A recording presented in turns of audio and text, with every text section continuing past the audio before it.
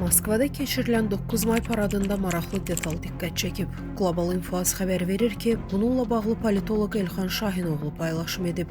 O, Prezident İlham Əliyevin paradda iştirak etməməsinin daha bir səbəbini belə izah edib.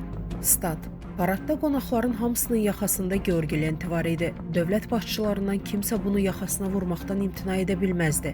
Çünki məcbur idi. Georgi lenti isə Rusiya işğalının rəmzidir. Rusiyadakı şovinistlər Gürcüstan torpaqlarını işğal edəndə bu lenti yaxalarını taxırdılar. Ukraynaya qarşı işğalçı müharibədə də yaxalarını bu lentlər bəzəyir. Gürcüstanın və Ukraynanın ərazi bütövlüyünü dəstəkləyən Azərbaycan prezidenti yaxasına işğalçı rəmzi vurmaz. Politoloq paradda aparıcının çıxışını da xatırladıb. Hərbi texnikalar Qızıl Meydandan keçən zaman o tez-tez Ukraynanın adını çəkmədən xüsusi əməliyyat ifadəsindən istifadə edirdi. Yəni, Kreml bu paraddan siyasi məqsədlər üçün istifadə edib. Statın sonu. Əziz izləyicilər, xəbərlərdən məlumat almaq üçün kanalımıza abunə ola bilərsiniz.